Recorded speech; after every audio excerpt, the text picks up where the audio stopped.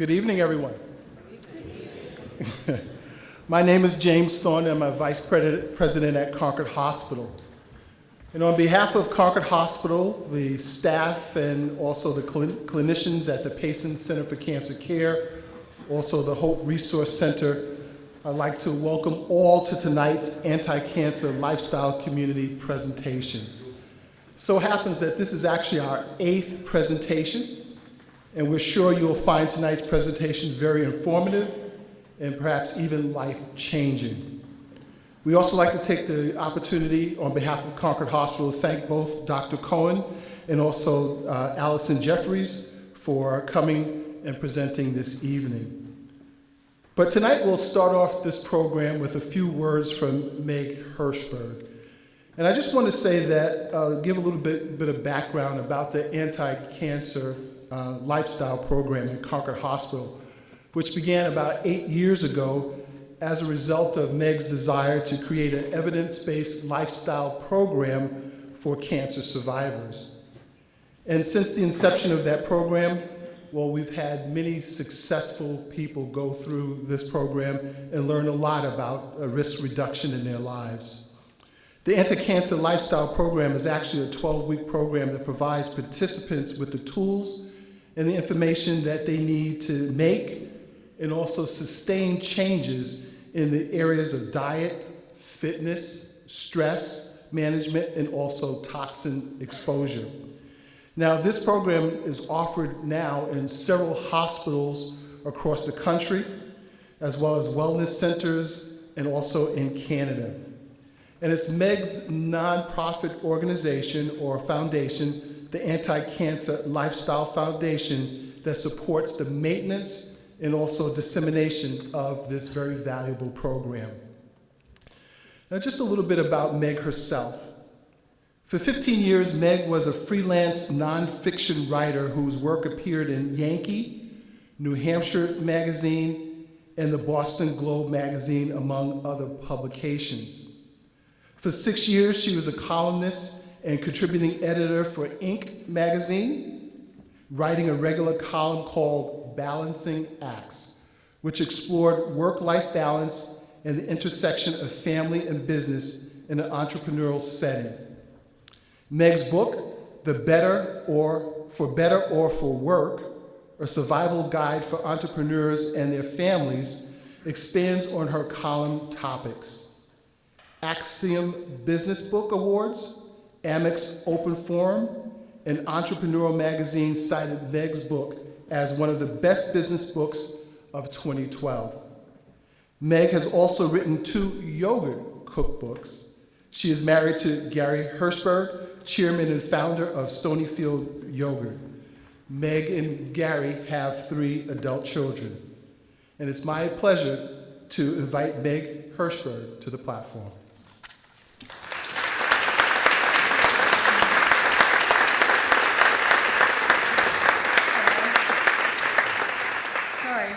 Figure out how to use this thing.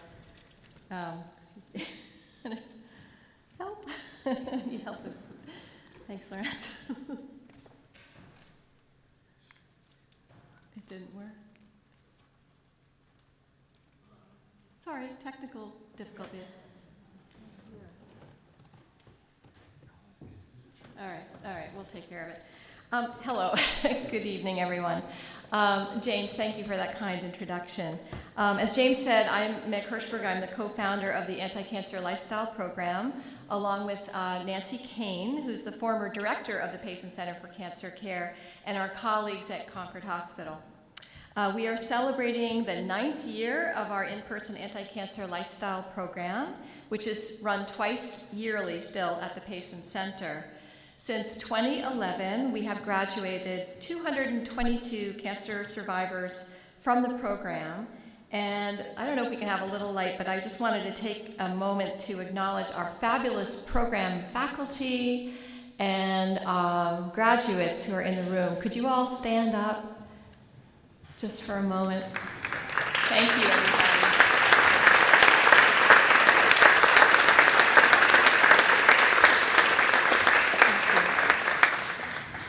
If you have been diagnosed with cancer, I urge you to consider signing up for the course at the Payson Center.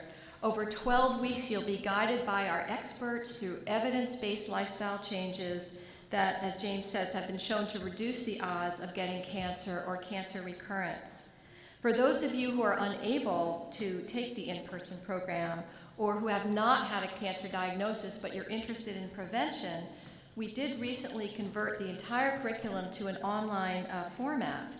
So that online format, like the course, teaches those tools and information needed to make changes in the areas of mindset, diet, fitness, and toxin reduction. You can learn more about it from our website, anticancerlifestyle.org. After the talk tonight, I hope you'll take a minute to learn more about both the in-person program and the online course at our table in the vestibule. And now to introduce our esteemed guests. My good friend and Anti-Cancer Lifestyle Foundation board member, Dr. Lorenzo Cohen, is a professor in clinical cancer prevention and the director of the Integrative Medicine program at the MD Anderson Cancer Center in Houston. Dr. Cohen is also the distinguished clinical professor at Fudan University Cancer Center in Shanghai, China. He is a founding member and past president of the Society for Integrative Oncology. Lorenzo conducts research examining integrative medicine practices such as meditation, yoga, acupuncture, and other strategies aimed at reducing the negative aspects of cancer treatment and improving quality of life.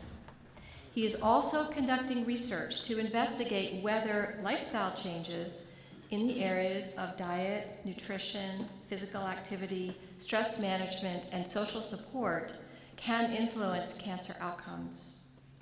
Lorenzo has published more than 140 scientific articles in top medical journals, written numerous book chapters, and edited 2 books on integrative medicine for cancer care.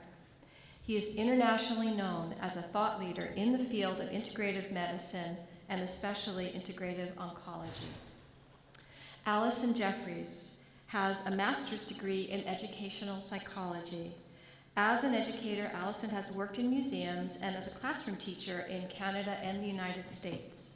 As a mother of 3, she is interested in how to make healthy family changes a reality for all age groups. Allison is passionate about helping her own family and community engage in anti-cancer living. Last year, Lorenzo and Allison published a book with Viking Press entitled Anti-Cancer Living, Transform Your Life and Health with the Mix of 6. Anti-Cancer Living provides an accessible, prescriptive guide to wellness based on the latest scientific findings and clinical trials. And it showcases the community of doctors, researchers, caregivers, and patients who have been inspired to create change. I highly recommend the book. After tonight's talk, Concord's own Gibson's bookstore, Michael Herman, is here and will be selling Anti-Cancer Living in the vestibule, and Lorenzo and Allison will stick around to sign your books. And now let's give a warm welcome to Dr. Lorenzo Cohen and Allison Jeffries.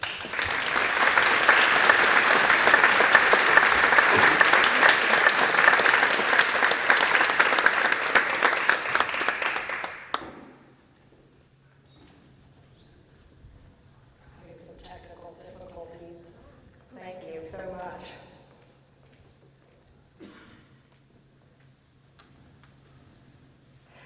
Well, just to start, to say thank you so much for having us here tonight. Thank you to the Anti-Cancer Lifestyle Program for bringing us in. And it's been an honor to meet everybody who's involved in the organization that Meg and Nancy Kane put together. So it's really been a privilege to learn more about it. We're going to start a little just by telling you that you taking this time to come here and spend it with us is very important, and we really appreciate you taking this time. So Lorenzo is the scientist and researcher, and he provides that information, and I'm the educator, and so I talk about some of the how-to. So you learn all of this information about cancer and lifestyle, and then you say, well, what am I going to do? How am I going to start to think about changing my own life? So we present things that you might consider, and it's really that starting off point, because there's nobody who is a better expert on yourself than you. And if you have a cancer diagnosis, then you know that you are becoming or have become an expert in that area, and you know what is going to work for you. So whether this is your first step, your 100th, or your 1000th step towards lifestyle change, it all really matters. And we're glad that you're here with us for this time. We want you to try and build that body that's as inhospitable to cancer as possible. And so we hope that you will be able to garner some of the information that we present to that cause. So just to tell you a little bit about us. Lorenzo and I were both born in Europe, raised in Toronto, and then found ourselves in Houston, Texas. Lorenzo had gotten a job at MD Anderson Cancer Center, and I was a teacher. And we started our family, and Lorenzo would come home from work talking about the studies that he was doing, that his colleagues were doing, and that international colleagues were doing about cancer and lifestyle. And it was very compelling. Among those people were David Driver, who wrote the book Anti-Cancer. And so I thought, we've got these children, this is the perfect place to start. We're going to start putting all of our energy towards them. And so we started focusing on our kids. And then we realized that we really weren't doing it. We weren't living this life together. And so we started to look at the way in which we were living, and we gathered friends together, and then we started on this journey. And we started speaking to groups and realized that people didn't have a good global knowledge of health, cancer, and lifestyle. We're pelted continually with tiny little pieces of information. It's very hard to have a good understanding of the whole picture. So we decided to write a book together, really the next step from David's book, Anti-Cancer. So we thought, let's get the most up-to-date science, and let's put a how-to in as well. And so we started and wrote Anti-Cancer Living. And on the day that we submitted the manuscript, Lorenzo was diagnosed with cancer. And so it was ironic for sure. But what we realized was how very important it was that we continue and double our efforts in everything we did with our children, with him, and with myself and everybody in our community. So we hope that this will be an inspiring and hopeful message that we present tonight. As you probably know, maybe we could have somebody push the button for us. I don't know.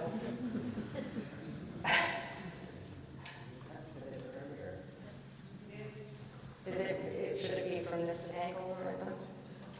Further over. There. Was that you? Oh. A new job, thank you.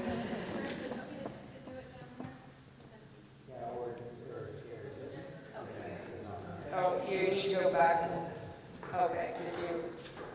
Anyway, you saw that there were 4 in 10. So most of you must know that 4 in 10 people are going to develop cancer in their lifetime. So unfortunately, to use you as a statistic, that means a little less than half of you will receive a cancer diagnosis in your lifetime.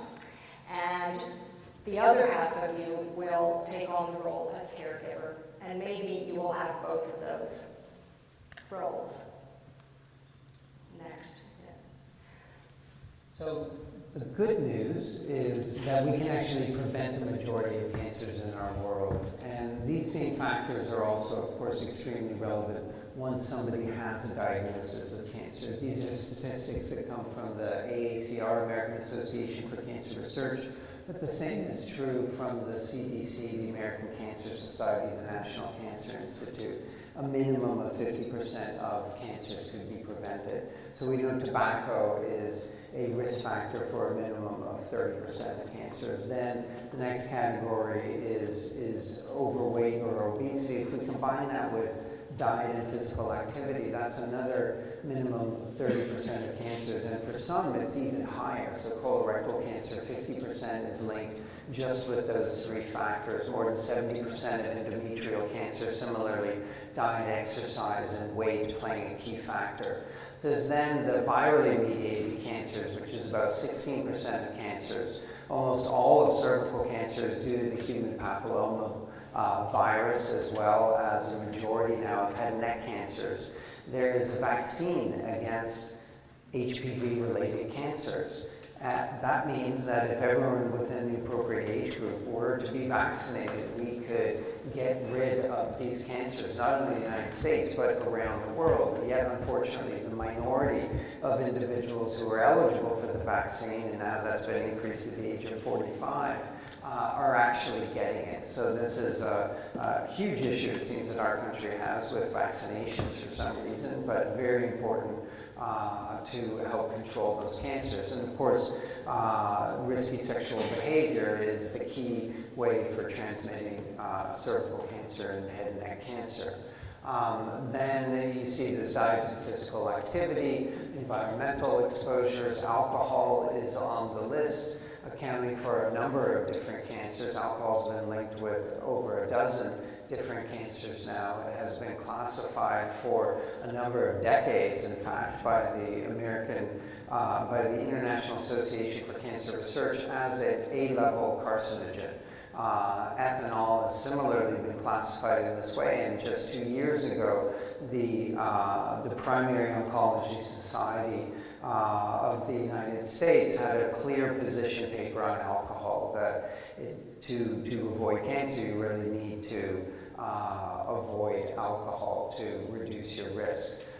We then see sun exposure as a key risk factor. We know that multiple sunburns, in particular under the age of 20, increases the risk of melanoma by 80%. This is why there is a rising rate of melanoma for individuals like myself. This was my diagnosis in 50s years of age or so, because of these scorching sunburns that we had 40 some odd years ago, when we actually didn't do much about protecting ourselves from the sun. The initial mutation happens early on, and there's some suggestion that for many cancers, that initial mutation actually happened during childhood or early adolescence, and then it can take 40 or 50 years for it to ultimately form into a cancer. So the key, as Alison mentioned, is that we do whatever we can, even though we may have had a mutating cell early on, to be able to control that. And that cell may slowly grow. The key is that it doesn't form enough of a mass to ultimately threaten our lives.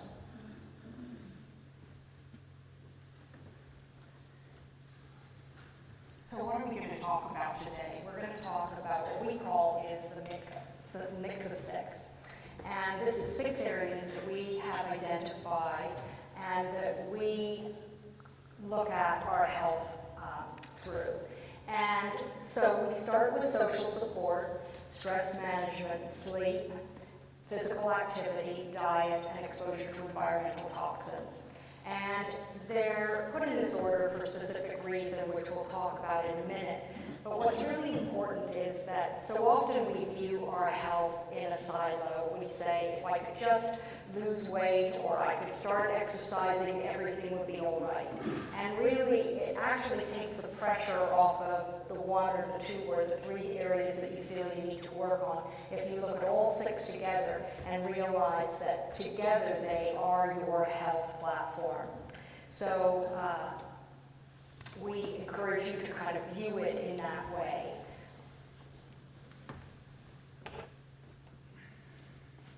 So I'm not going to take us too deep into the science, but I think it's important to understand some aspects of the science, and I will talk about in different areas what are called cancer hallmarks. So these are 10 biological processes that are necessary to allow a cancer cell to grow. 1 or more of these needs to be activated. So I can just touch on a couple of these.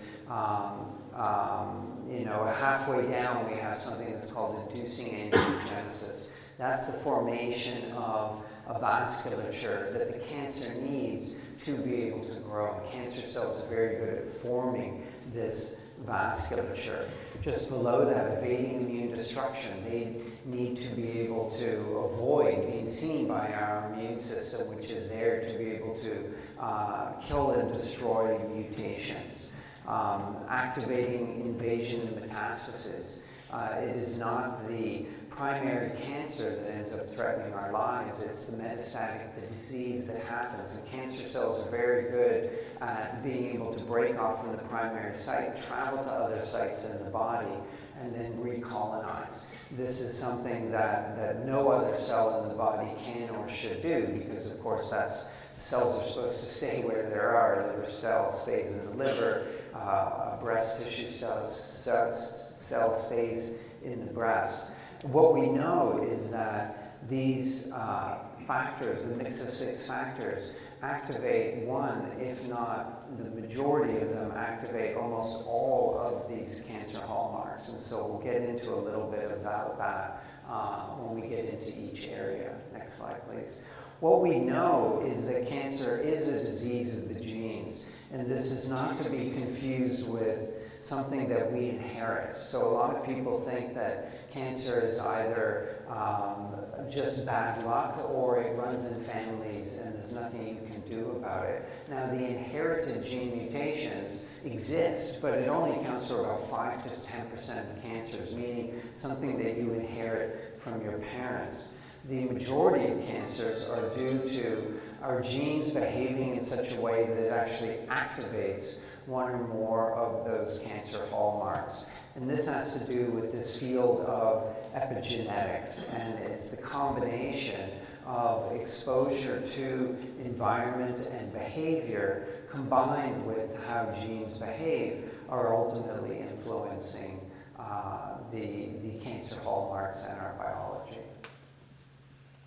So what we talk about is creating synergy amongst the 6 areas. And I think that we can all really relate to what is negative synergy. You sleep poorly, you get up in the morning and you crave a carbohydrate breakfast. You skip exercising, you're less cognitively able, you treat your loved ones poorly. Those are the signs of negative synergy. And what we really want to create is that positive synergy. But in thinking about the negative synergy, I always find it helpful to think about it. When I don't feel well on the outside, that means my cells on the inside do not feel well and are not functioning well. And that's the sign that my internal system is not working well. And it's one of the motivations to use to try and create that positive synergy. And in creating positive synergy, it's contagious in the same way the negative synergy is contagious. So it's never too early or too late to start engaging in anti-cancer living. And very importantly, it's not about blame or shame or guilt. It's starting from where you are right at this very moment, not going back to what may have caused or may be some issues that you're facing. Right now you want to start and step forward in a positive manner, and you can circle back later to things that you need to address. But it's really stepping forward in a positive way. Social support. So I said that we put them in a special order. Why have we put social support first? Because so often we decide, we hear the science, and we're compelled by the message out there, and we think, I want to make a change in my life. And we say, tomorrow's the day, and you wake up, and by the time that you've hit the workroom and the donuts and your exercise plan, somebody's celebrating a birthday, and you're sabotaged, and you feel all of those, that guilt, blame, and shame. And that's because we haven't backed up and started by providing the social support network first. You need to get that piece into place before you jump into lifestyle change. And we'll talk about some of how to do that. There's also what one could call a direct effect of social support. So Alison just talked about what would be the indirect effect, how social support can actually sabotage or help you be successful in anti-cancer living and engaging in the mix of 6. But we also know that loneliness in and of itself is toxic. And we know that social isolation, loneliness, can actually get into the way our cells are functioning and make cells that are associated with inflammation more active. There's a decrease in cell-mediated immunity, meaning that mutated cells can avoid immune destruction. And in fact, there was a study published in the British Medical Journal a number of years ago equating loneliness and social isolation to be equivalent to smoking 15 cigarettes a day. This is actually the most recent study that's been published just 2 weeks ago in the journal Psychosomatic Medicine, and looking at, well, what aspects is it about loneliness in particular that are toxic? And what they found that it really had to do with emotional loneliness, and that the more emotionally lonely somebody was, the worse their survival was over time compared to people who were in the lowest or in average levels of loneliness. And you can see here that what we could say is just living with somebody else actually buffered the harms of loneliness. So, there's many public health type ideas that come from this type of research, but it is critical that we are connected to other people in our lives as a way of improving health. We also know that just giving of ourselves to others and being part of something beyond ourselves, what one could call eudaimonic well-being, is also something that is extremely healthy. And we know that individuals who score high on what would be this aspect of eudaimonic well-being have activation of genes that are associated with improved immune function, decreases in inflammation, and other aspects specifically related to cancer hallmarks. And you can see here the headlines from this study that just looked at volunteering behavior and the health benefits of volunteering. So when you think of your team, before you make that lifestyle choice, improvement that you're thinking of, it's important to think of it in a very broad way. So you look at technical and informational support. Is that your physician or a healthcare expert who can, through informed talk, give you important information? Practical support. Who is going to drive your kids or your grandchildren to school or lessons? Listening support. Who is the person that you can rely on to kind of listen to you but have shared values and kind of have a back and forth? Participatory support. Who is somebody who will take that meditation class with you or who will walk around the block with you once a week? Motivational support, or actually participational support. Motivational support. Who is the cheerleader who is always going to believe in you and who is going to say that you can do this no matter what? Who is the emotional support in your life, the one person that you can reveal your deepest feelings, your greatest highs and lows. So it's important to think about all of these different areas, and of course you realize that one person can't do this all. So you have to have the online support. You could go to anti-cancer lifestyle programs, as we've heard. That's an incredible support because you'll meet people who are like you and interested in the same things that you are. So it's really trying to diversify that kind of support. It's also important to remember that for somebody who's dealing with a cancer diagnosis, it's equally as important for somebody who's the caregiver to have that same circle of support for yourself and to carve that out. Also, as a friend, one of the people that we talk about it, who we interviewed in the book, Dorothy, she was a part of a group of women who she'd been friends with since her diagnosis. And she had been implementing a lot of the lifestyle changes, but she had been suffering with some mental health issues. And one of her friends bravely went up to her and said, "I'm going to gift you with 3 sessions to a therapist because I think you really could benefit from this." So sometimes we have to be really brave in stepping forward with things that we might be uncomfortable in recommending or at least suggesting to a friend, because that's what we're there to try and help them along. So we're going to take a quick detour and talk about a big issue in our society these days. And Gary's going to click us through the state of the obesity epidemic. And I'll just orient you to this first map, and then we'll flip through over time.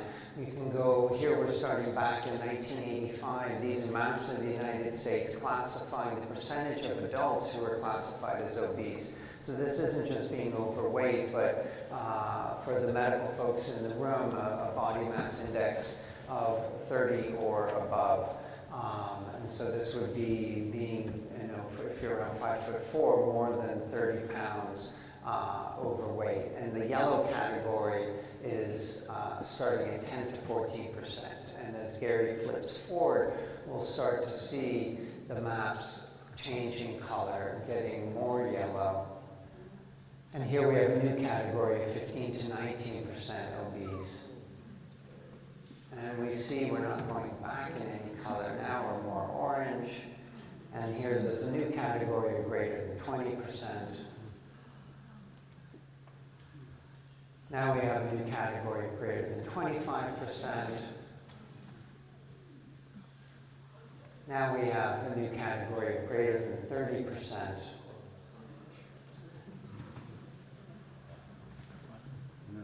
And so if we just pause here for a moment, we can really see what is going on, right? Everything has gotten red and orange, heavier and heavier. This is really what an epidemic looks like. Now let's go forward and look at the newest data. It's collected in a slightly different way, so they have different color coding on the map, but you can see that what's going to be coming up is greater than 35% overweight as we go forward, with the darkest red there. And more states becoming redder at greater than 35. This is the most recent data here, 2018, where again we see this clear movement forward. And the next slide will show what the issues are for specifically African Americans, and the next slide for Hispanics, which of course those two minority groups, things are much worse. And if we go to the next slide, the most frightening thing for us is what's happening to our children. There are children who have metabolic syndrome. There are children who have fatty liver disease. They're getting diabetes, 12, 13, 14 years old. And we have no idea what's going to happen, of course, when these children become adults. We have some sense, of course. The next slide shows the big concern here is that there's at least a dozen different cancers that are associated with obesity or overweight. And again, these same factors extremely relevant for cancer outcomes after a diagnosis. So something that we have some control over, extremely challenging, and it's not as simple as exercise more, eat less. It is a very complex situation. What we know, however, is that each of the mix of six is associated with obesity and overweight. So again, we need to take more of a systems-based approach to this to have the best outcomes. So let's shift and talk a bit about stress, and most importantly, stress management. We now know, and we've known this for a good 50 years or so, the hardwired biological stress response, this fight or flight response that was adaptive, evolutionarily speaking, that allowed us to get out of danger, was quite useful, but when it becomes chronic, it is quite harmful. And in particular, the flooding of our body with the stress hormones. Here it's the British noradrenaline and adrenaline, but this is norepinephrine, epinephrine, as well as cortisol. And the flooding of our body with these hormones in particular activates all the cancer hallmarks. And this is in particular when people are exposed to chronic levels of stress. What we know now is that stress can actually get into the nucleus of every single cell in our body, making it more hospitable to cancer growth. And what that means is that literally You see pictured here a graphical representation of our chromosomes. On the end of every chromosome are what are called our telomeres that you see pictured in pink. The telomeres actually get shorter as we age, so our telomeres are somewhat of a reflection of our biological age. As the telomeres get too short, you get chromosomal instability, and this is actually a risk factor for cancer, and why, historically speaking, until recently, cancer is primarily a disease of more advanced age because of this instability that can lead to mutations. What we now know is actually that chronic stress leads to telomere attrition. So that means that chronic stress is literally speeding the aging process. So we know, and I'm not going to go through all the details, suffice it to say that stress activates every single cancer hallmark. It makes the tumor microenvironment more hospitable to cancer growth. And in fact, we know from some epidemiological observational data and now emerging clinical trial data that something like a beta blocker, which is blocking the effects of norepinephrine, leads to better outcomes in patients who are diagnosed with cancer. Either they're on this for helping to control heart disease, or there were formal clinical trials showing, for example, that melanoma patients on propranolol actually live longer and do better with their treatment. So what does this mean? Well, we have to engage in stress management, and this doctor is saying to his patient, stress is killing you, you need an easier job, a smaller house, and a different family. Now, those of you with families know that at certain points this is actually probably true. It will decrease your stress, but it's not something that we can actually prescribe, and it's not necessarily going to be something that most people can do.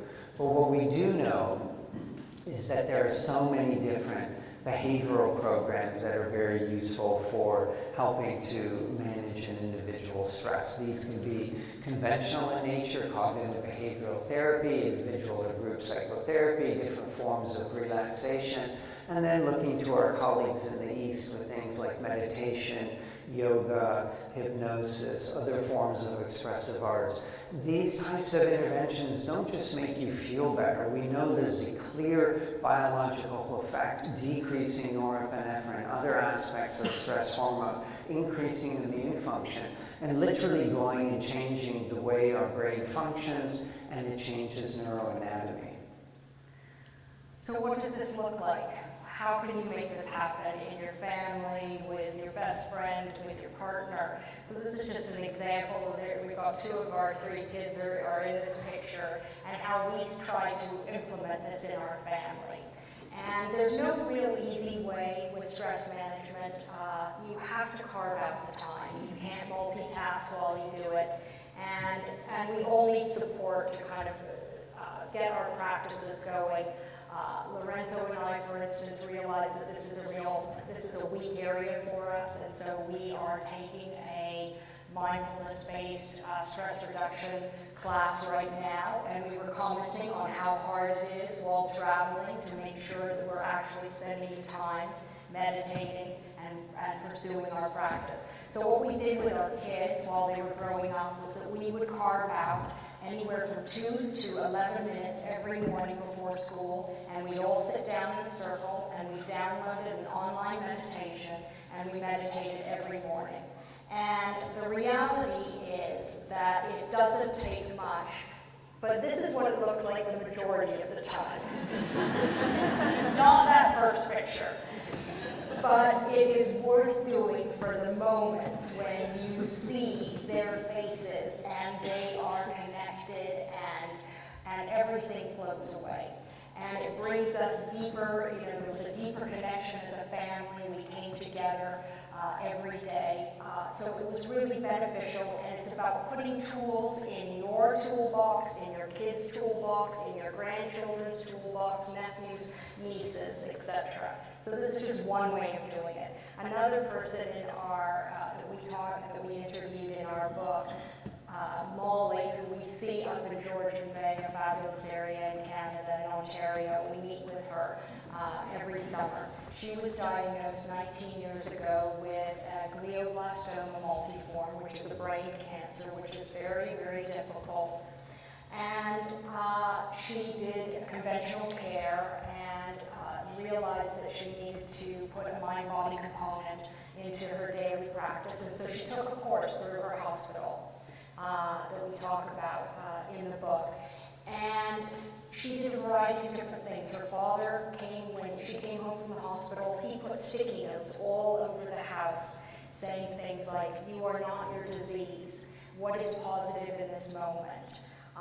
All kinds of things that gave her a different way of shifting her thinking to try and change what she was experiencing. One of the practices that she uses every day, because she meditates every morning, is that she thinks about people who were important in her life, and she thinks about them coming down and blessing her. She thinks about the fish in Georgia Bay jumping into her body, swimming through, eating the cancer cells, and jumping out. Important that they leave. She uses yoga. Her faith is very important. So there is no one way to do this. There are many different ways of developing a mind-body practice, and they evolve as you change and grow and learn.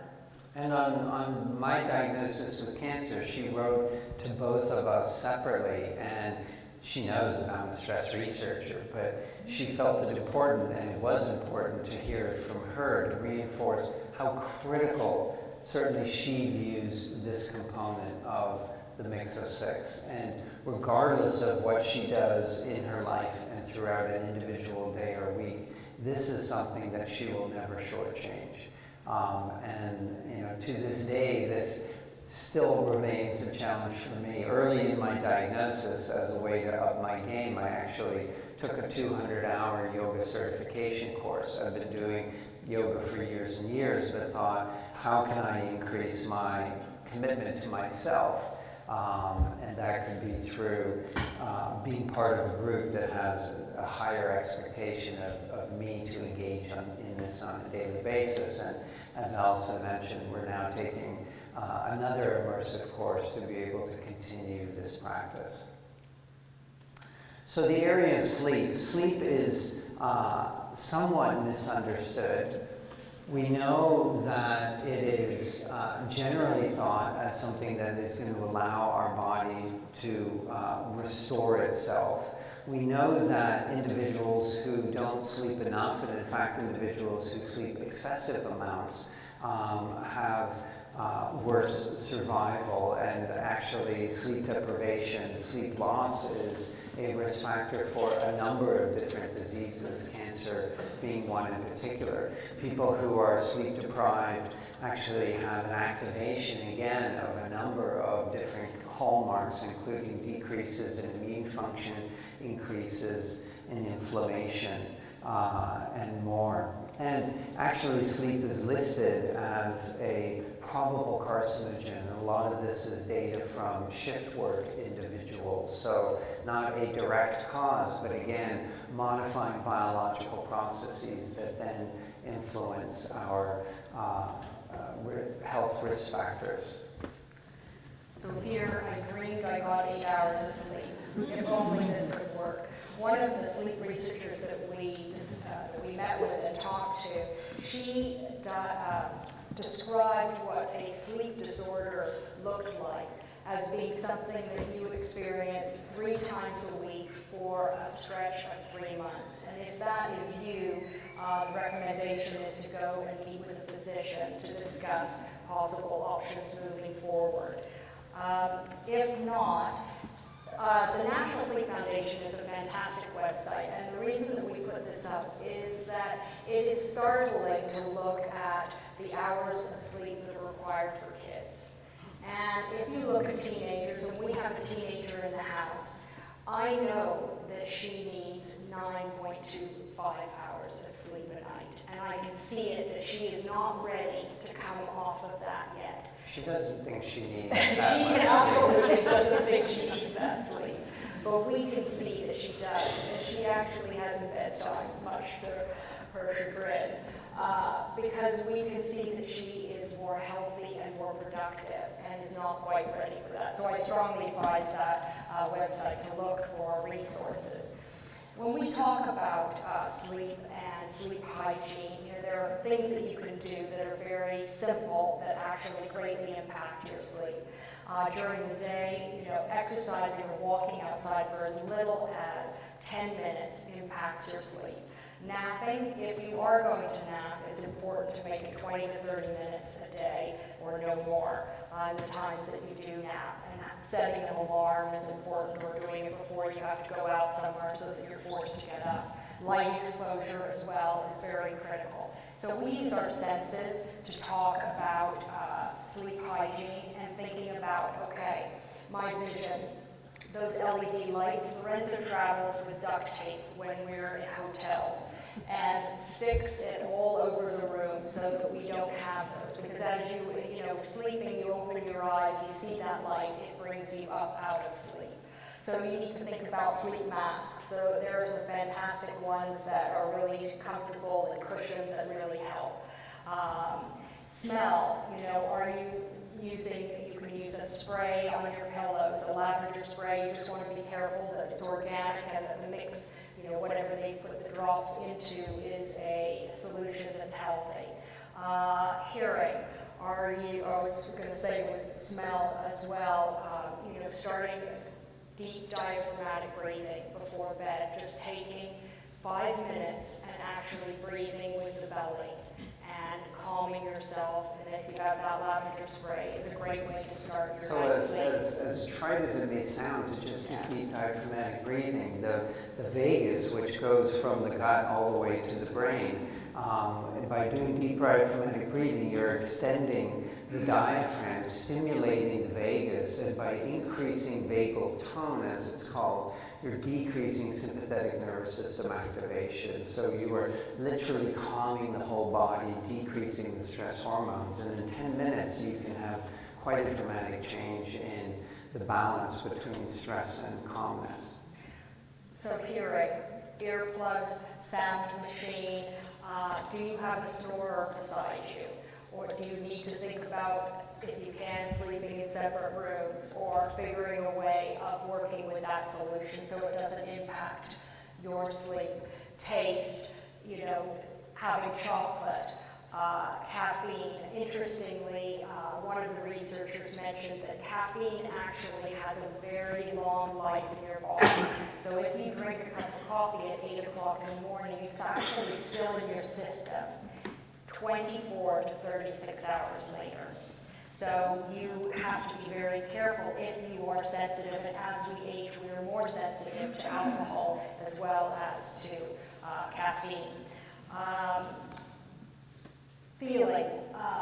In Houston, you can go from having the heating on in the morning to the air conditioning at night. So it's really critical that you look at your bedding and your room temperature to make sure that that is something that works for you. Next slide. So the next area is exercise. And we don't have to spend a lot of time on exercise because the data is just overwhelming here, that individuals who exercise more have a reduced risk of the majority of different cancers. Here you see an example of breast cancer, and I'll pause to just briefly describe this graph because you're going to be seeing many graphs that are similar to this. These are typically large epidemiological studies, so observations of hundreds of thousands, and in some studies actually in the millions of individuals. And albeit there's a lot of flaws in this data, but when you see this data over and over again and then recapitulated in animal studies, and then you start to understand some of the mechanisms behind why exercise is having this beneficial effect, then you tend to be a little more confident. But what we're looking at are what are called hazard ratios or risk ratios, where you're comparing the individual in this group, for example, who is exercising less than 3 hours a week, to those exercising, or in this case just walking, 4 to 6 hours a week or greater than 6 hours a week. So individuals walking greater than 6 hours a week have about a 14% reduced risk of developing breast cancer over time compared to their more sedentary counterparts. And as I mentioned, we know that exercise reduces a number of different cancers, and the primary cancers that we suffer from as a society: breast cancer, prostate cancer, the GI cancers. You see lung cancer there, pancreatic cancer, ovarian cancer, kidney cancer, and more. And what's important is we know there's a link between outcomes after a diagnosis of cancer as well. Those who are more sedentary that you see on the left have worse outcomes compared to those on the right who are more active. And it's not a lot of physical activity that we're talking about here. It's 30 to 45 minutes, 5 days a week. Something important, unfortunately, to add to this is it's not just about being physically active. It's about being less sedentary. And here we're seeing the opposite direction of the curve, which is individuals who are more sedentary as you go to the right have an increased risk of cardiovascular disease as well as cancer. And what we see now from cancer patients as well after a diagnosis is that independent of how physically active somebody is, sedentary behavior is an independent risk factor, meaning, yes, that individuals who are walking 30 to 45 minutes a day or exercising in more vigorous physical activity have better outcomes than their counterparts. But even if you're physically active, the individual who is simply sitting less and engaging in more movement has even better outcomes. So what we know is that exercise counteracts all of the cancer hallmarks. So it's not just one or two, but it's deactivating all 10 of them. So what can you do? You can click on these. Keeping a log. Do you have any idea how many steps you're taking or how much physical activity you're getting?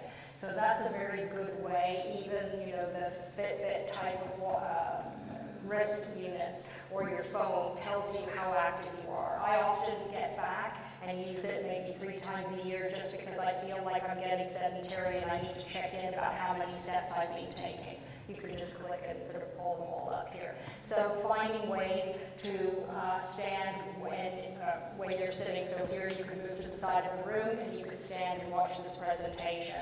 Parking further away from your destination and walking and incorporating physical activities into social events. We talk a lot about this in diet as well. So often we celebrate with cookie and cake and all of those kinds of things, which all involve eating. And so we've started to celebrate and try and organize things that revolve around physical activity to try and just change things up. Okay. So Lorenzo works on the 12th floor at MD Anderson, and we had an old machine in our house, and he decided that he was going to start getting up at 5 o'clock in the morning and exercising because he felt he needed to do this. And so after about 3 months, I looked at him and I said, "You don't look well. You need to stop doing this. I think that sleep is more important, and that you need to give that exercise up and figure a different way to get your exercise." And so he stopped getting up and put sleep back into his program, which was more important. And so then he started to take the stairs. You can click again. So he now takes the stairs all the time, unless he has somebody with him who needs to take the elevator. So, and when he started, there was nobody in the stairwell. Now there are tons of people going up and down the stairs with him. He wanted a treadmill desk. MD Anderson said no, so we got a standing desk. And then, you click again, he got a bike, which we were talking about today at lunch. He got a recumbent bike, which was terribly inexpensive on Amazon, and he folds it up and puts it under his desk. And so he pedals when he's on the phone. So there are many ways to think about exercise, so whether that's walking, in your neighborhood, whether that's biking at your desk, whether that's a program that you go to with a friend, in a class. It doesn't have to be the traditional model.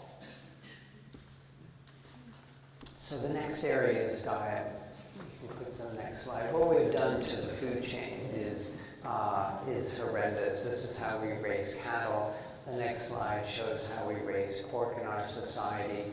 I have a lot of friends in China who we may have some interesting epidemiological study that we could do because of the tariffs that are going on and this tariff war with China. The price of pork has skyrocketed, so the Chinese are actually eating very little meat in general compared to what they have been eating. And so in a short period of time, we can potentially do a live epidemiological intervention for decreasing the amount of red meat, both beef as well as pork. The next one is how we raise chickens, which is quite horrendous. Let's not keep looking at that slide. Let's look at something sweet, which is sugar. So we'll come back to the issue around meat, but the sad thing is that we raise animals in not only an inhumane way for them, but they are sick at the time of death, which means that we're eating the meat from animals that have inflammatory issues and all kinds of problems. And so this is quite problematic. The other area that's extremely problematic, of course, is the excess amount of sugar consumption in our diet.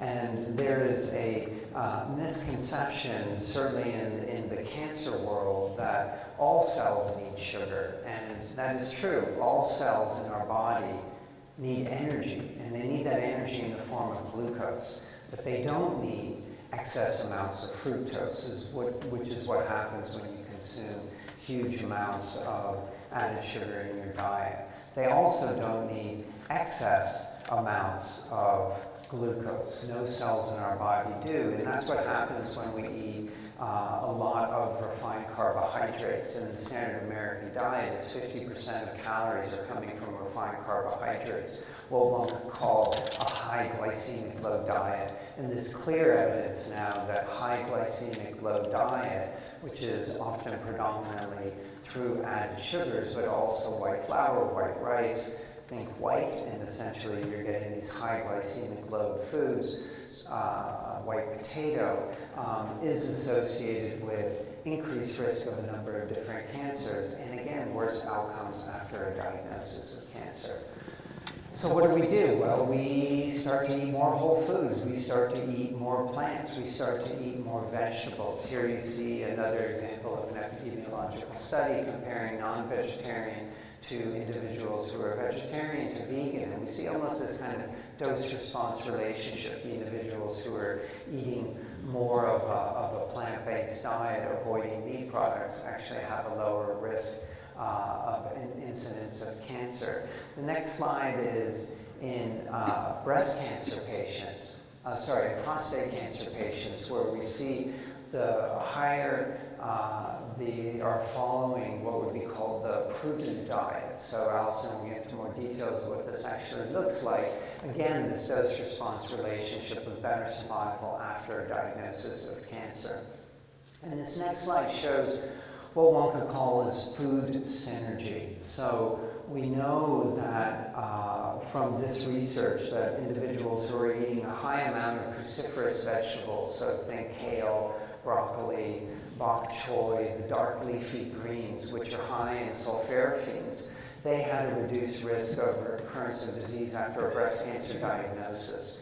But what you're seeing here is individuals who are all in this high cruciferous vegetable group, but the amount of other vegetables they were eating in their diet conferred additional reduced risk. Where here we see a greater than 50% reduced risk if you're high cruciferous and high overall vegetables. So here I'm trying to eat more vegetarians. And are we saying that you need to become a vegetarian? No, that's not what we're saying. What we're saying is, and the way in which we talk about diet, is it's about bringing in more of the healthy stuff, which just naturally pushes out. It's not about depriving yourself of things, and it's not about going on a diet. It's about changing the fundamental way in which you're eating. And you do that just one step at a time by bringing in those new things. So in the next slide, and one of the things that we worked on in our family and that Lorenzo does, advocates for at MD Anderson, is that you think about your plate as half vegetables, and that doesn't mean a salad. It means really the vegetables and not the high glycemic vegetables like a potato. You've got a little bit of the sweet potato, but you've got the cruciferous and you've got the color rainbow there. Then you look at fruit, and you really have to be careful. So often we see people giving also lots of fruit to children, and you really want to make sure that you are restricting that. So you can see that you've got half your plate is vegetables with a small portion of fruit.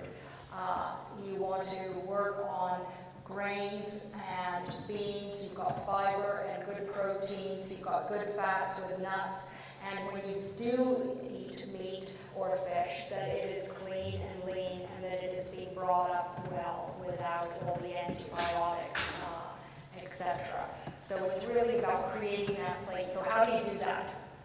Well, you start with vegetables in the morning as well. So this morning, for instance, on the menu, they did not have vegetables, so we requested a side of spinach, and then some more spinach and other vegetables in what we ate.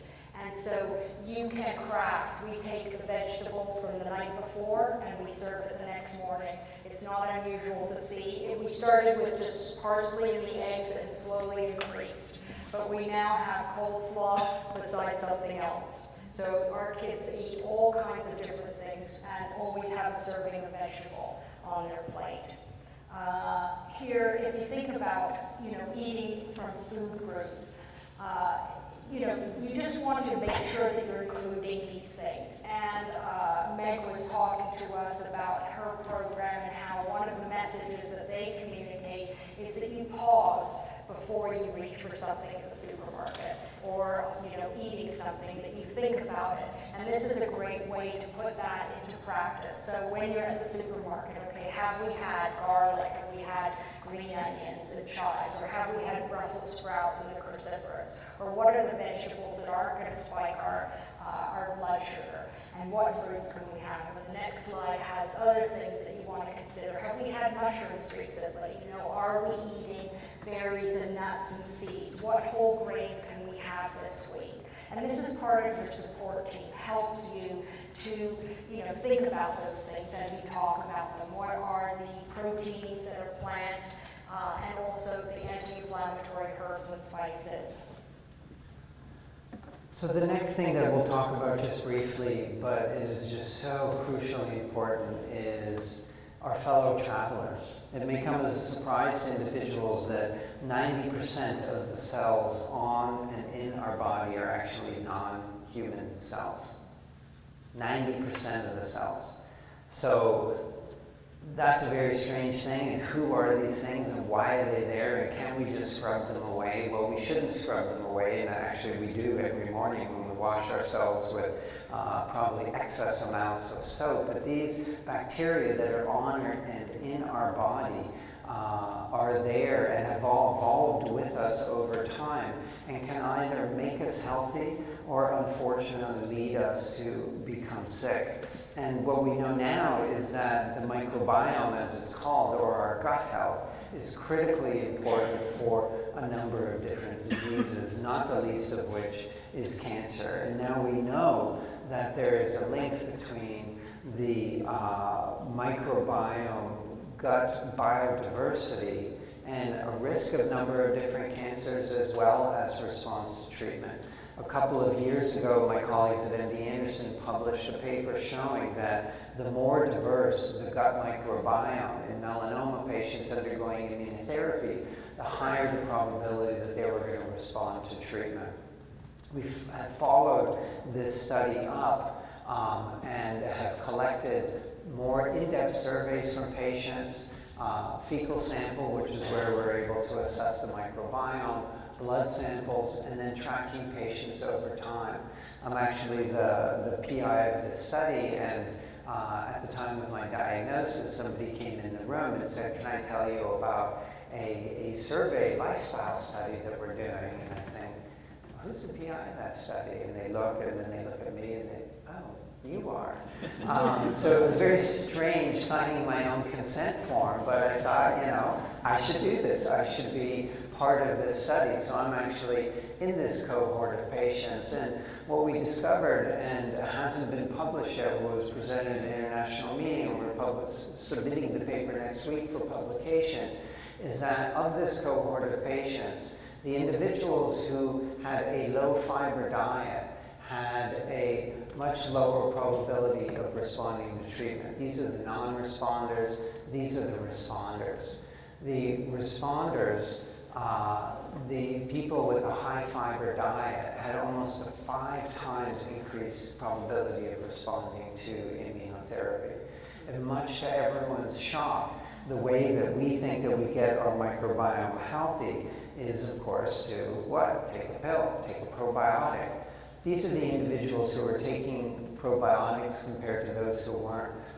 Individuals taking a probiotic had much lower microbiome biodiversity, and it's biodiversity that we want to have. And they had a much lower probability of responding to treatment. Individuals not taking a probiotic who had high fiber had the highest probability. So it's really shifting away from the pill and really looking at our diet and where do these healthy fibers come from, and the prebiotics. It's really these soluble fibers.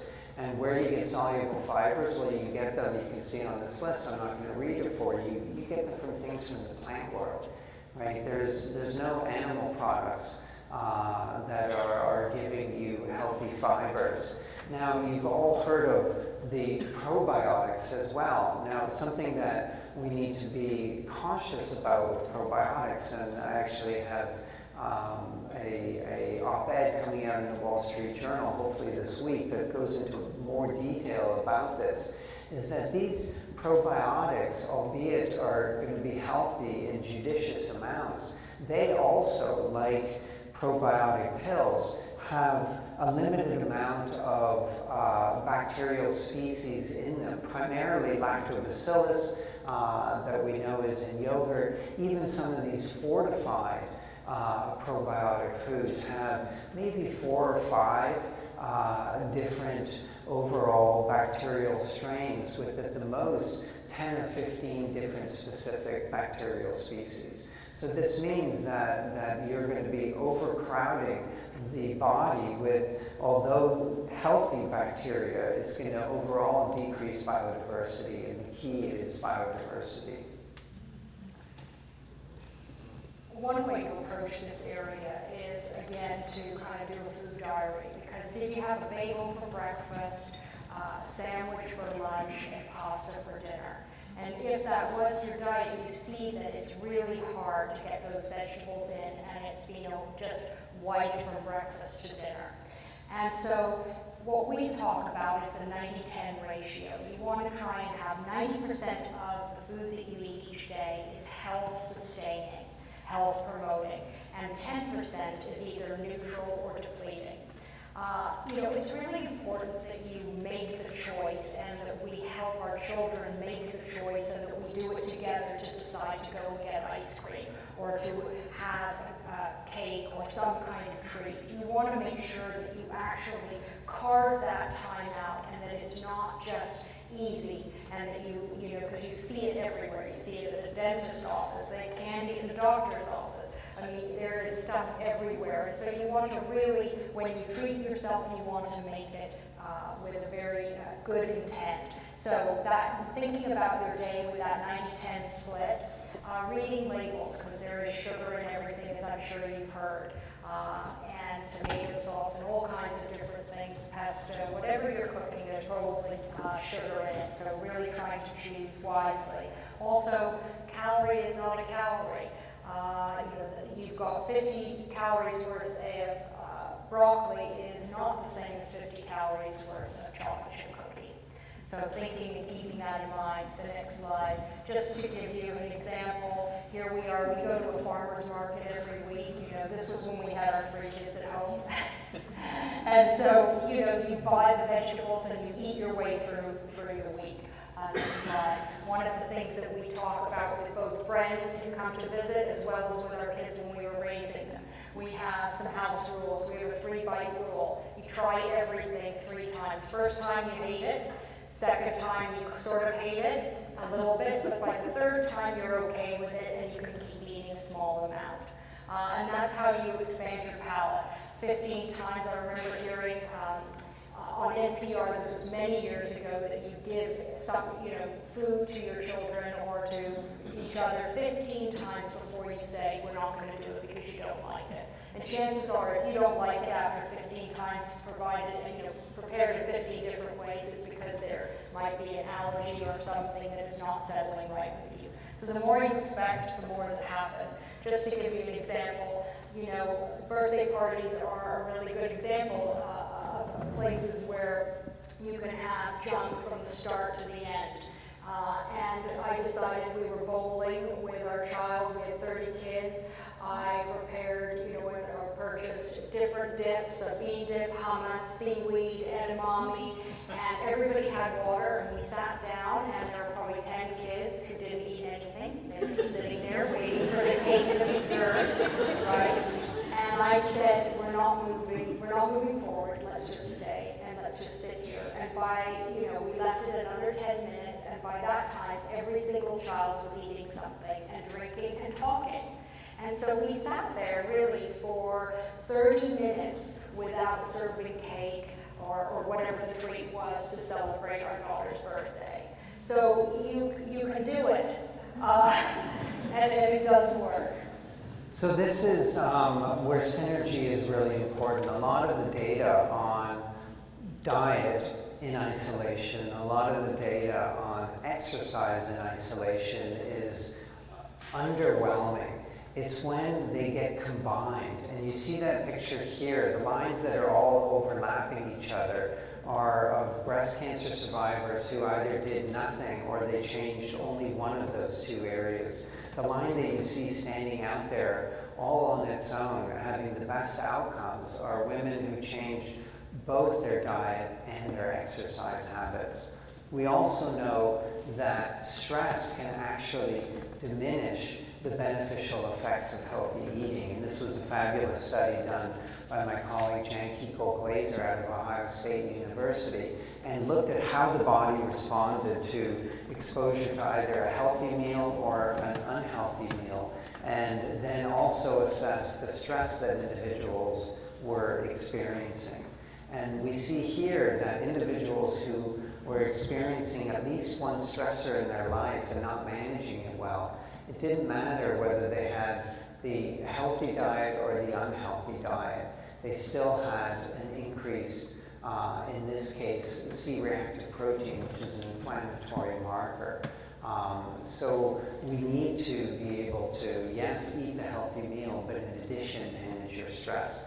And we know that in the area of synergy, that this is going to buffer the harms of stress. And so these are individuals where they tracked chronic stress over a year-long period of time and found that the more stressors, the more the telomere attrition, as I described to you earlier. But we see here at the top individuals who are engaging in healthy exercise, healthy diet, and healthy sleep. It didn't matter how many stressors they had. The effects of stress disappeared across the course of the year in terms of telomere attrition. Telomere attrition really happened in the individuals with the same amount of stressors who didn't engage in those healthy behaviors. So this is where we see the beneficial effects of synergy between these areas. The last area that we're going to touch on, and we don't have a lot of time to go into details here, is the area of environmental toxins and exposures.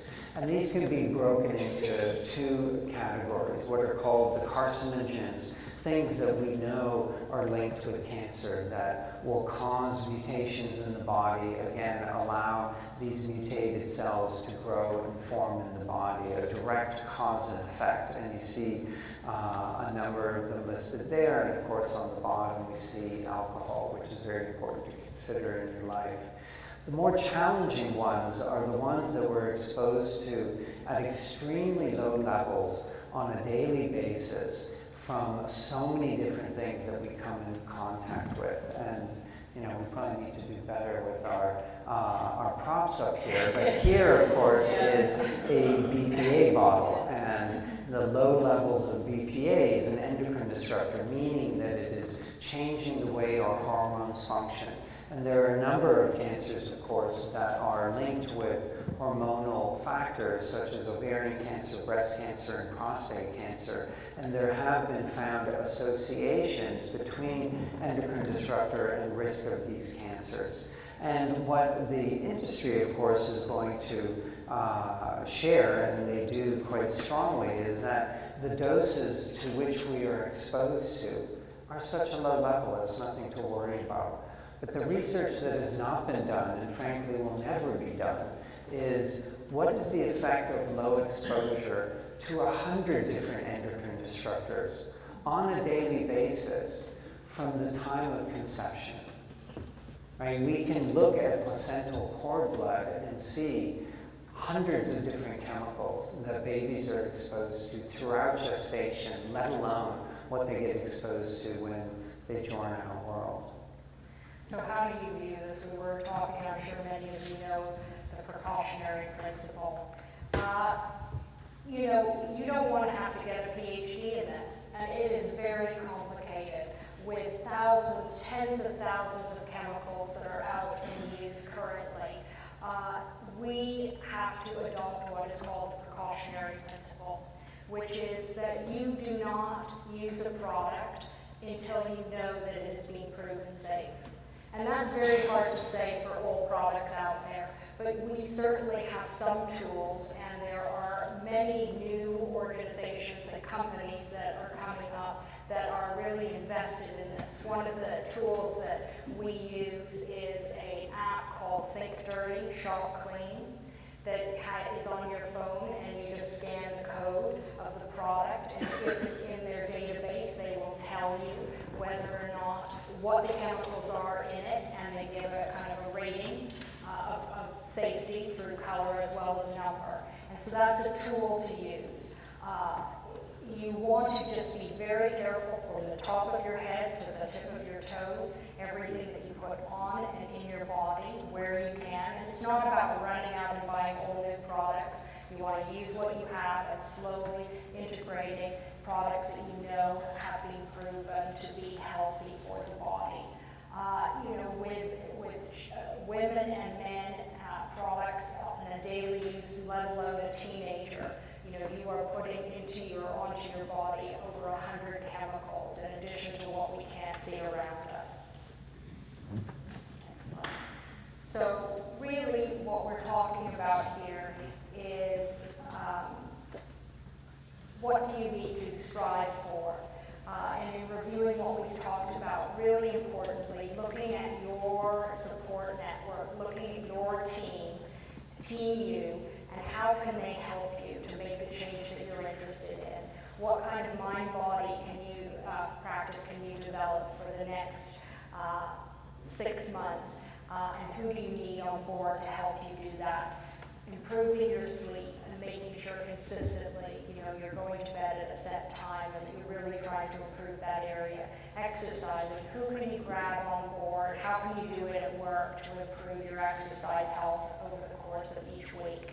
And looking at your food, half of your plate of vegetables. So each meal you prepare, thinking about that 90-10 split, and whether or not this is worth the 10 before you take it. And then watching those environmental exposures and seeing what you can do to just limit what your body is going through, to give it every chance to be strong for your cancer treatment, to prevent or to ward off cancer. Next slide. So it's really about that synergy that we were talking about. We talked a little bit about negative synergy, and so now it's time to talk about positive synergy and what can happen. As we said, it's never too late to start, and this is the moment. So what to strive for, here it's a practice, and important, if you hit it again, the more that you practice something, the better that you get at it. And so for all of us, it's really those small steps forward.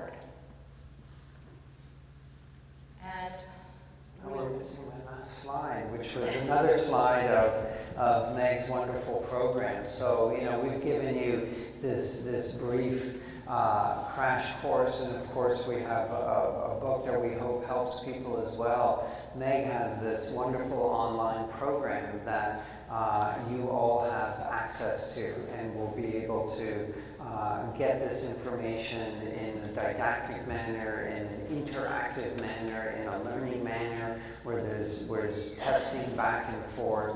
A wonderful section on, and all 4 sections are wonderful, in particular in the environmental exposures and learning about how to essentially follow the precautionary principle and decrease your risks in that area. We thank you all for coming out tonight and taking the first step in anti-cancer living, and hopefully you've learned something and will leave here with a few more tools in your toolbox. Thank you.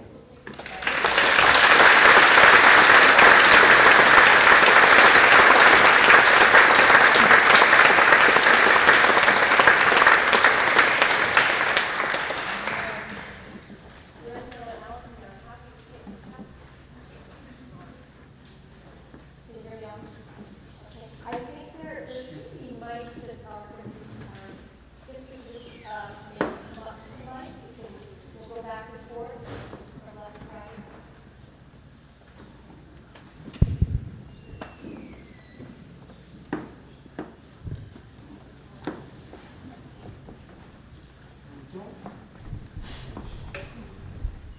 Okay, I guess I'm going first. So, I'm about 11 years out, and I've had a lot of damage to my gut, my pelvis from radiation. I don't digest vegetables very well anymore. A lot of those target foods you label, those are the foods that help me hang on to food, so I absorb it. What do you suggest? I do my best. Insoluble is better than soluble, but it's tough. There are a lot of us out there. There are a lot of us who have pelvic damage. Absorption issues. Right, absolutely, and I'm not a dietitian, and so the most important thing is to work with the dietitian in this area who understands more than just I have to make sure that patients eat enough calories. So I'm not an expert in this area, but I would think that there are ways through, and I assume you've tried different blendings and different juicings. But I think working with nutritionists is going to be key, because it's important to try and get the right amount of soluble fiber. One thing that can be done now that's relatively cheap is actually doing an assessment of the microbiome. And you can do that at what we could call baseline, and then try things that could be even subtle, small amounts of things added to the diet and modified in the diet. And small things can actually potentially have a larger effect than we think. So one size does not fit all, and this is something that needs to be individualized. And a small change for one person may do nothing in another person. But if somebody has a lot of dysbiosis, a subtle shift could make a huge difference, and again, create a synergistic cascade effect that could happen. So, small changes with a professional's input, and see how far you can take it to restore gut health. Other questions? You can just come right up to the mic. Or yell out.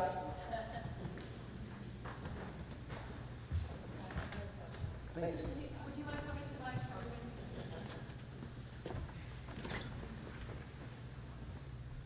I was just wondering about non-GMO and organic and gluten-free, how important you think that is to our diet, as far as anti-cancer.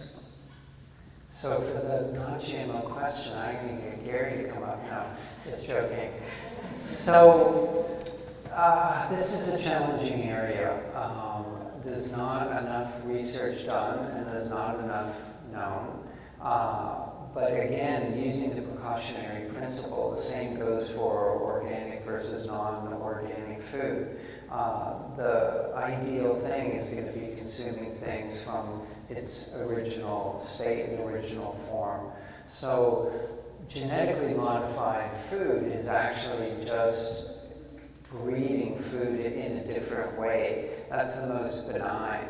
The worst, of course, is when they are modifying the DNA of food and inserting things to make them more resistant to certain animals and creating pesticide resistant foods, etc., so that the food is okay, but the animal, of course, gets killed. There's been some, troubling studies in animals showing that genetically modified corn led to increase in cancer, and the human studies are fewer and far between. The issue around wheat, this is also a challenging area that one size does not fit all, and one answer isn't specific to a population as a whole. We do know, however, that through just the modification of wheat for the purpose of a higher yield and an easier to harvest wheat, we have increased the amount of gluten in wheat. So if you compare the inflammatory nature of ancient wheat, and wheat is something that we created in some sense through breeding of different seeds. Wheat is only about 10,000 years old at the most. And if you do studies, and there's been some great studies done actually out of Florence, because the last thing Italians are going to do is give up their pasta.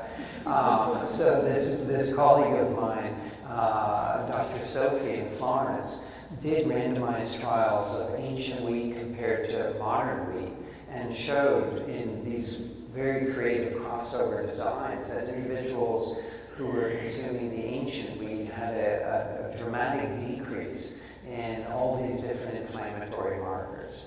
So unfortunately, it's not as simple as just wheat. Now, some individuals, of course, are going to be more sensitive to wheat and have a wheat sensitivity, and it's estimated that wheat sensitivity, 10 to 15% of the population. So it's also important, and Allison touched on this, it's about being mindful about what you're eating and how it makes you feel. I, at a certain point, just for fun, although being Italian and my Italian brethren didn't think it was very funny, I went gluten-free just to see what it would feel like. And I felt great, and I had more energy, and I felt less bloating, and I actually lost 5 pounds. I wasn't trying to lose weight. I consumed really the same amount of food, but I just took wheat out. I tried to not substitute in wheat substitutes because those are not necessarily healthy for you. Now I've started to add in some of these ancient wheats and farro-based pastas and whole wheat pasta. It doesn't feel as bloating as the traditional white pasta. Long answer, but again, it comes down to individuals. I was just going to add on the organic versus non-organic, that it's really important to, organic produce is expensive, and it's better to have the vegetables, not to avoid them, because some people avoid it if you can't afford it. Okay, well, I'm just not going to do it. It's important to have the vegetables, and if you can do it, you can have the organic vegetables. Yeah, and there is, hopefully everyone's heard of the Dirty Dozen and the Clean 15, that there are certain vegetables, the Clean 15, that if it's more challenging for financial reasons or access reasons, those 15 are not going to hold the pesticides as much, and it can be washed off, versus the Dirty Dozen, ideal to avoid them or peel them and try and decrease exposure. Just a quick comment, Lorenzo. Please. The challenge with GMOs is that about 80% of the GMOs in commerce have been engineered to make the crops herbicide resistant. So you're actually getting much more herbicide use as a result, glyphosate in particular. So while we don't have any correlations yet, anybody can say that no one can say that GMOs are healthy or not healthy. What we do know is that they've led to an explosion in the use of these toxic and now probably carcinogenic herbicides. So that's the reason to avoid it. Yeah, and the herbicide that Gary just mentioned has been classified as a carcinogen. So, again, the industry said it's such a low level, and individually it's not that big a deal, but nobody studied it over 20 years of exposure, starting in childhood, to these carcinogens. I was just, among other things, I was just going to give a plug for Stonyfield yogurt, which I eat daily, and but that relates to a statement you made, because I also have kefir every day, which has about, I guess Stonyfield has, and obviously I can be corrected, 6 or 7 probiotics, and the kefir has about a dozen. And am I overdoing it? Well, I don't know how much you're eating, but the key is half a cup of each. So I don't know. We just don't know. I would say with these probiotic-rich foods, either naturally or the ones that are actually supplemented, that we do it in a judicious amount. And I don't know the answer to what judicious means. I know for myself personally, and this will be in this op-ed in the Wall Street Journal, that at the time of my diagnosis, I knew all the data, and so I thought, well, I need to get my microbiome as healthy as possible.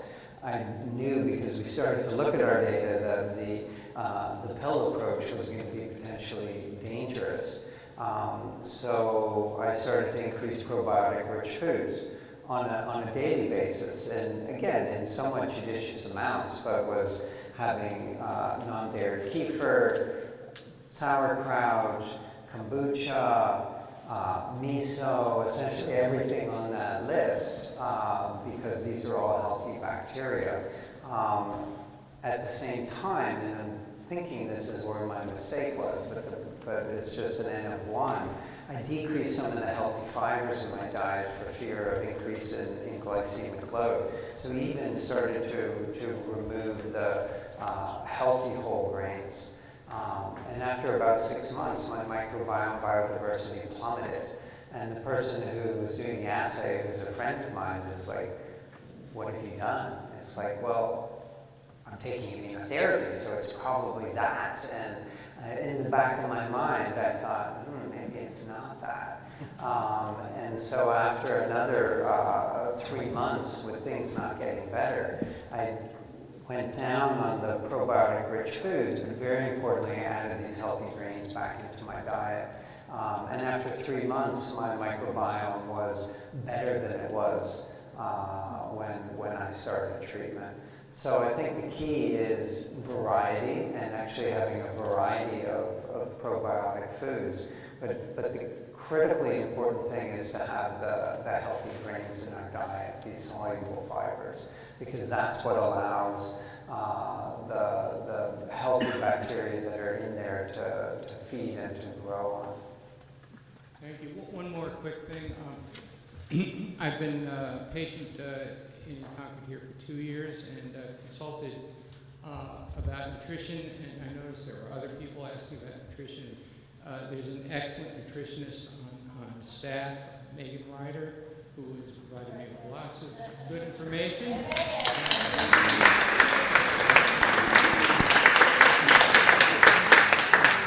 Now, I'm quite serious. She's been extremely helpful, and she's a local resource, and I urge anyone here with questions like mine to go to her. I would have asked her. Thank you.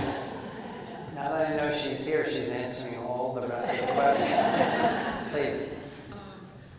I have a question about the inflammatory effects of the nightshade family, and in particular tomatoes, and also paprika that comes from a pepper, and even corn, which is not in the nightshade family, I know, but I've just read that they're inflammatory, and I wonder what your feelings are.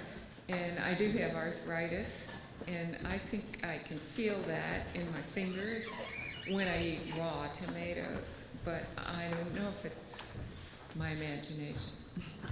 So I don't know the data on it to that degree in terms of for individual diseases. I think in terms of the data specifically in cancer, even the nightshades are associated with beneficial effects because of the different phytonutrients that are in there. But I think that it can interact, and I think it's contraindicated, as you're indicating, for individuals with arthritis, I believe with MS as well. They're encouraged to avoid the nightshades, but not necessarily globally. And again, we can look to our dietitian in the audience who would have some evidence for that. But again, it's not one size fits all. We can't say everyone should avoid nightshades because they're inflammatory in nature.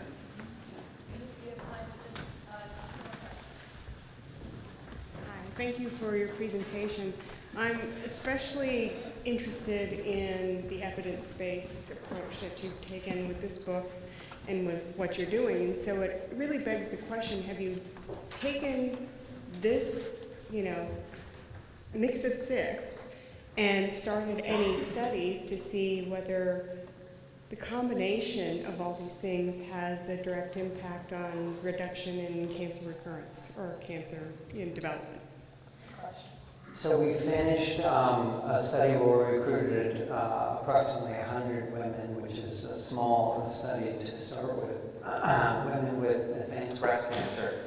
And they underwent very intensive 6 weeks training and then continued to have behavioral counseling for the subsequent year. And we are waiting for the results. We're in the process of actually analyzing across the course of the first year because the last patient completed their year assessment just earlier this month. There is clear benefit on everything that we're measuring in terms of blood-based markers, quality of life, sleep. Most profoundly, and for these women, it seems most importantly, is it's changing the way they're living their lives. It's changing their purpose in life. There's 8 different women who are profiled in the book who were in this study that have had these true life transformations. And it's really, they've all been on diets, they've all done exercise regimes. It's the amount of support that they received, and importantly, incorporating this more mindful aspect into their lives. We're going to probably need to wait another 2 to 3 years before we have some of the recurrence of disease data. We've now launched this a little bit, let's call it further back in time, for women who are at risk for developing breast cancer, either due to lifestyle factors or due to BRCA1, being BRCA1 positive mutation, and doing this all via Zoom. So they don't have to come into the med center. They're going to get their yoga teacher, their dietitian, their exercise coach, their behavioral counselor, beam to wherever they are at that time and have their sessions, their counseling, and hopefully set them up for living a cancer-free life. So more to come. One of the challenges in this area that you're talking about is that the government doesn't want to fund these studies that involve multiple changes. They like to fund things where you change one aspect and then go back and look at it. And so to try and change 6 different areas, they're not really interested in funding that. So this research that Lorenz was talking about is all through philanthropy.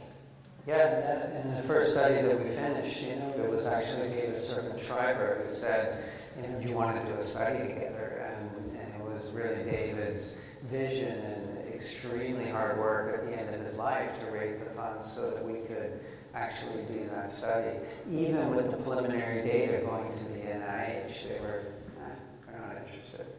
They say it's too difficult, it's not practical to do such an intensive intervention. I would argue it's not practical to not do an intensive intervention. If our primary outcome is recurrence of disease or survival, just increasing your vegetable intake by a little bit and exercising a bit more, super important to do, but it's probably not going to move survival curves like we're trying to do with an anti-cancer lifestyle.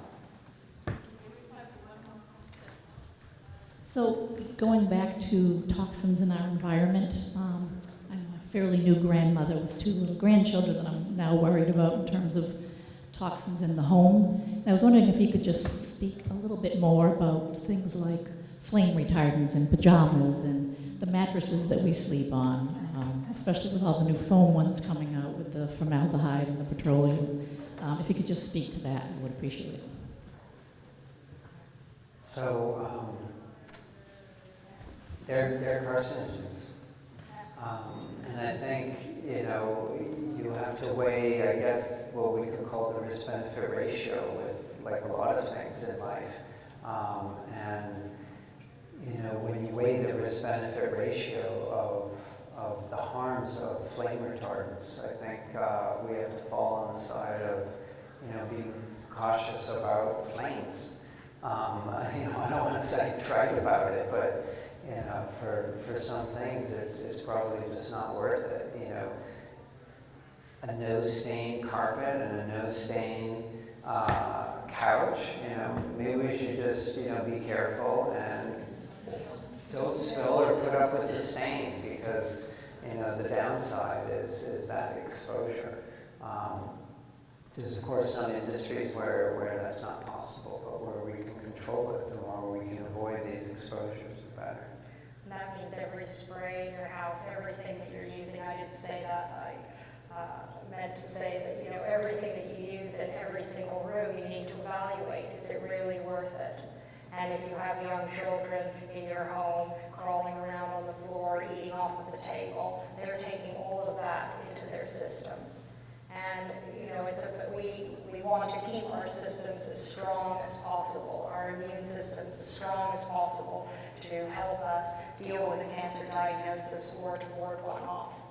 And the more that we tax our system with these chemicals, the harder it is for our system to function. And for us in this room, it may be less of an issue than for children and adolescents. But why should we expose ourselves to this?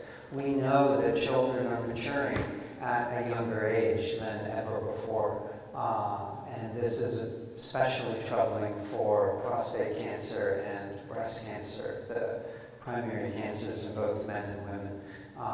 So early onset puberty is a risk factor for many different cancers. And people are essentially, the data is lining up that it is probably these endocrine disruptors that are leading to early onset puberty. And the data is just starting to come out now, understanding that exposures to certain chemicals at higher levels in the blood are correlated with early onset puberty. So this is as I mentioned at the beginning, the cancers and the modifications that are happening in the body are taking place in adolescence, and then it's manifesting itself later in life. So it's particularly important for the vulnerable who are still growing to decrease the exposures. And it's also important to not trust that if they say that they've taken the BPA out of this plastic bottle, they've just replaced it with BPS or another toxin. And so we want to be choosing things that we know are not toxic, like glass, or the stainless steel water bottles, so that you know that you're not having to deal with that at all. And how does it make sense for us to be putting things in our body that come from a petrochemical product? I mean, it's essentially, this is essentially gasoline, just in a different form. And we're putting it into our body. It's pretty clear that can't be good for us. The most recent data came out in all these headlines saying that the microplastics that are in our water are at such low levels that it's not a big deal. Why is there microplastics in our water? And why are we drinking them from our municipal water systems? This is something that, actually the only way we're going to create change is if all of you demand change. All of us start to speak up, because it's really the industry that is in control here, and it's for their convenience and their ease to be able to do their business. So, if we demand more, then change can happen.